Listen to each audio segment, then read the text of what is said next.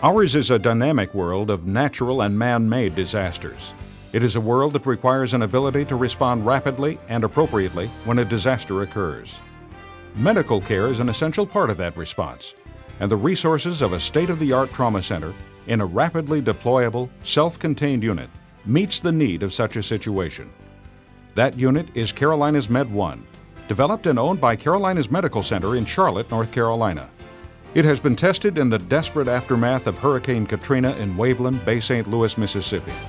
It has been used to decompress the badly stressed hospitals of New Orleans during Mardi Gras 2006.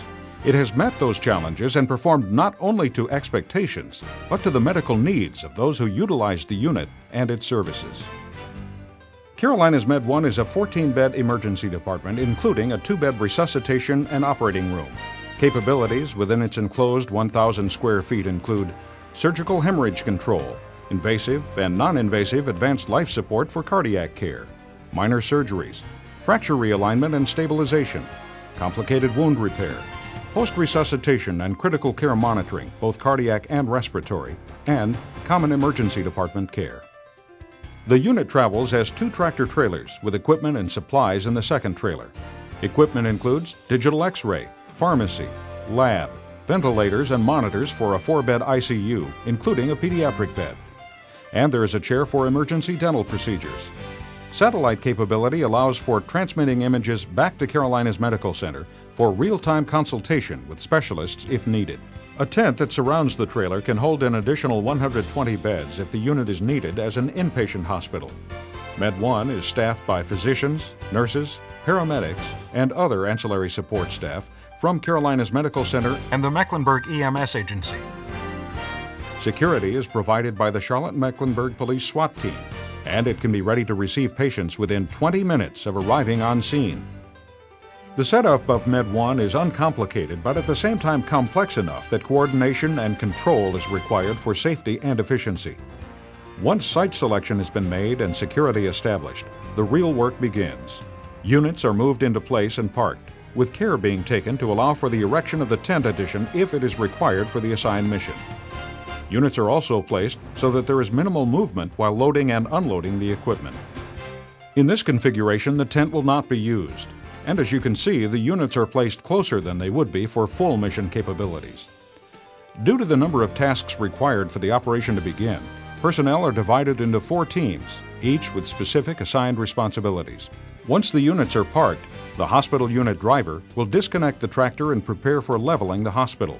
The first step is to get power to the systems.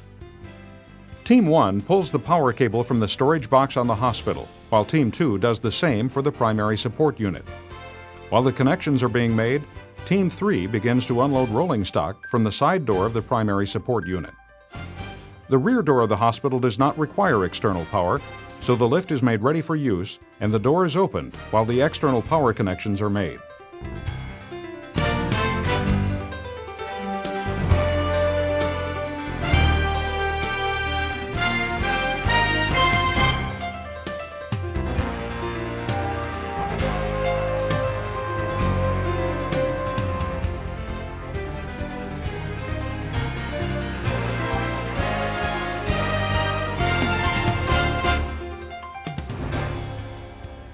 Connections are color-coded and have distinct male-to-female connections to avoid mistakes during this process. One member of Team 4 will be hoisted into the closed operating room via a side access to unstow and guide the surgical lights. This will avoid damage from deployment of the OR slide-out. Once the power connections are completed and the generators are running, full external power is now supplied. The hydraulic system that levels the unit and deploys the slide-outs can be activated by a switch located near the front of the hospital behind a locked panel. The hospital unit is leveled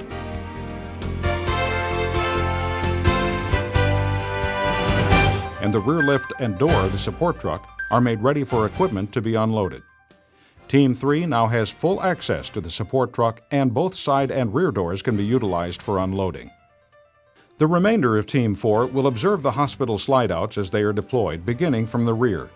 Securing the flooring, activating the onboard diagnostic and communication systems, and placing the rolling equipment in its proper location is completed by Team 4. Team 1 now begins the outside preparations for full operations. The side stanchions are secured, and the filler pieces around the slide-outs are emplaced. Team 2 begins to remove the access ramps from the trailer and places them in the assembly areas. The ramps and side rails have been color-coded and numbered for ease of assembly. The ramp for the rear of the hospital is the first assembled to aid in the loading of equipment.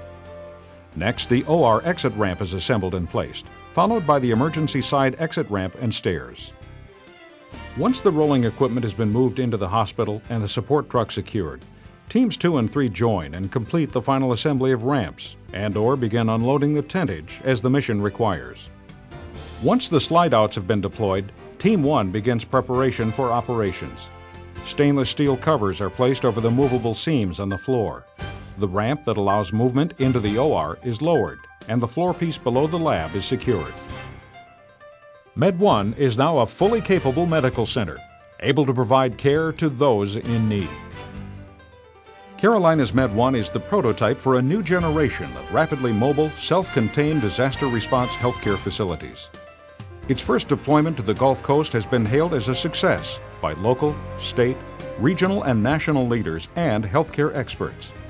Most importantly, it provided care, sometimes life-saving care, to 7,500 people, many of whom had lost everything to Hurricane Katrina. For those who asked prior to that initial deployment, will it work? The answer came back a resounding, unconditional yes. 2, 3.